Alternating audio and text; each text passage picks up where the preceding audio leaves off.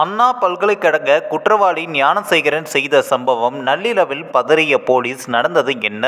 கல்லூரி மாணவி பாலியல் வன்கொடுமை வழக்கில் கைதான ஞானசேகரனுக்கு விசாரணையின் போது வலிப்பு ஏற்பட்டதாகவும் கூறப்பட்டது.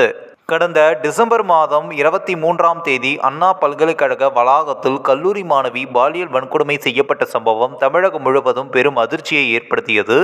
இந்த சம்பவம் தொடர்பாக கோட்டூர்புரத்தை சேர்ந்த ஞானசேகரன் என்பவர் கைது செய்யப்பட்டு புழல் சிறையிலும் அடைக்கப்பட்டுள்ளார். இந்த விவகாரத்தில் கைது செய்யப்பட்ட ஞானசேகரன் திமுக நிர்வாகி என்றும் அமைச்சர்கள் உள்ளிட்டோருடன் நெருக்கமாக இருக்கும் புகைப்படங்களை அதிமுக, பாஜக உள்ளிட்ட கட்சிகள் வெளியிட்டும் வந்தனர். மேலும் போனில் சார் என குற்றவாளி ஞானசேகரன் குறிப்பிட்டதாக, இதனால் யார் அந்த சார் என்ற சர்ச்சை தமிழக சட்டப்பேரவை வரை வெடித்தது. இந்த வழக்கை தாமாக முன்வந்து விசாரித்த சென்னை உயர்நீதிமன்றம் 3 பெண் காவல் அதிகாரிகள் கொண்ட சிறப்பு குழுவை நியமித்து விசாரணையும் நடைபெற்று வருகிறது.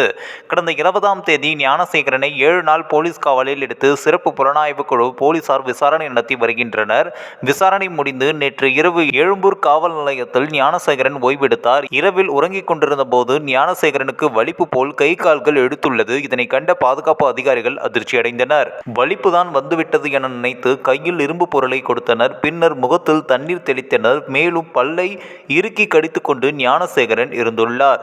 இதையடுத்து அவரை ஸ்டான்லி மருத்துவமனைக்கு கொண்டு சென்றனர். அங்கு அவரை பரிசோதனை செய்த ஞானசேகரனுக்கு வலிப்பு ஏற்பட்டதற்கான எந்த அறிகுறியும் இல்லை என மருத்துவர்கள் தெரிவித்தனர். இதையடுத்து மருத்துவமனையில் இருந்து டிஸ்சார்ஜ் செய்யப்பட்டார் ஞானசேகரன். வலிப்பு வந்தது போல் நாடகமாடியது அம்பலமாகியுள்ளது. இந்த ஒரு வீடியோ குறித்து உங்களுடைய கருத்துக்களை நீங்க மறக்காம கமெண்ட்ஸ்ல சொல்லுங்க. நம்ம ஏஷியாநெட் நியூஸ் மீடியம் தொடர்ந்து ஃபாலோ பண்ணுங்க.